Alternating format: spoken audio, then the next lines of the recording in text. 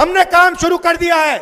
हम आपको दिखाएंगे कि असेंबली इलेक्शन चोरी किए जा रहे हैं, हरियाणा चोरी किया गया, महाराष्ट्र चोरी किया गया, लोकसभा चोरी की गई। हम दिखाएंगे आपको सबूत के साथ, जैसे हमने माधेपुरा में दिखाया, सबूत के साथ हम आपको दिखाएंगे। याद है आपको, राहुल गांधी समेत 300 विपक्षी सांसदों को हिरासत में लिया गया था दोस्तों।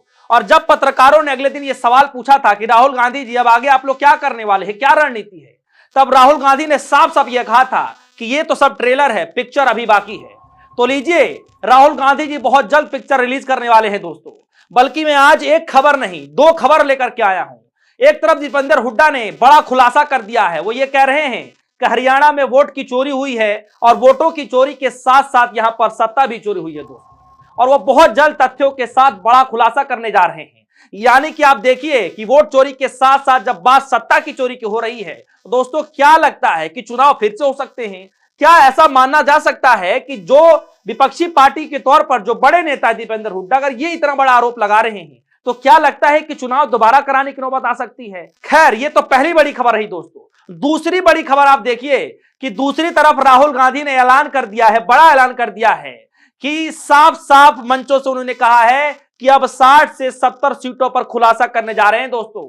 वो 60 से 70 सीटें विधानसभा की भी हो सकती है, लोकसभा की भी हो सकती हैं, लेकिन राहुल गांधी ने खुले मन से कह दिया है कि अब 60 से 70 सीटों का भी खुलासा होने जा रहा है। यानी कि जो खुलासा उन्होंने एक सीट विधानसभा का किया था जिसमें करीब 1,250,000 वोट की घपले पाए गए थे, चोरी पाई गई थी, अब राहुल गांधी जी 60 से 70 या यूं कह ले कि 70 से 80 सीटों का खुलासा करने जा रहे हैं। यानी पहला जब उन्होंने खुलासा किया था तो उसको कहा जा रहा था वोट चोरी फेज 1।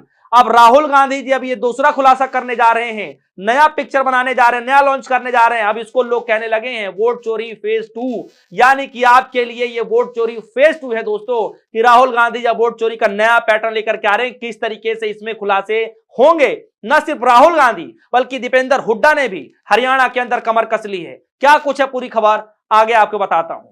नमस्कार दोस्तों, आप देख रहे हैं DS4 न्यूज।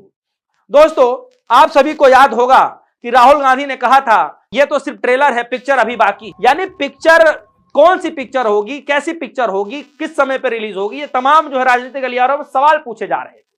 लेकिन सवाल है दोस्तों कि वोट चोरी का मामला इस वक्त जिस तरीके से राहुल गांधी ने सड़क से लेकर के सदन तक घेर रखा था, और न सिर्फ सदन तक बल्कि आप बिहार के अंदर आप देखेंगे कि 16 दिन की यात्रा पर निकल चुके हैं। आज 10-12 दिन इस यात्रा के हो भी चुके हैं, कुछ ही दिन के बाद समापन भी है।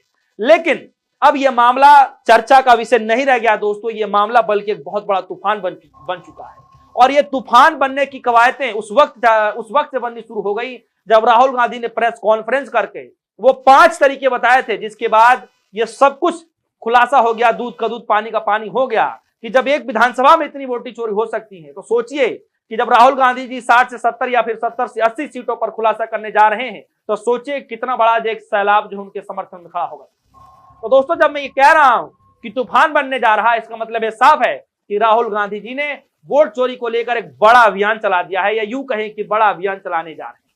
यानी पहले उन्होंने वोट चोरी को लेकर खुलासा किया, जिसके बाद पूरे राजनीतिक गलियारों में तूफान मच गया। और आज एक बड़ी खबर आ रही है कि राहुल गांधी ने फिर से ऐलान कर दिया है, जिस पैटर्न पर महादेवपुरा के अंदर आप देख रहे हैं कि जो खुलासे किए गए थे, ठीक उसी के तर्ज पर, उसी के आधार पर अब वोट चोरी फेज 2 करने जा रहे हैं, जिसको लेकर राहुल गांधी ने ऐलान किया है कि काम चल रहा है, प्रक्रिया पूरी तरीके से लागू हो गई है, बहुत जल्द उस पर भी खुलासे हो सकते हैं।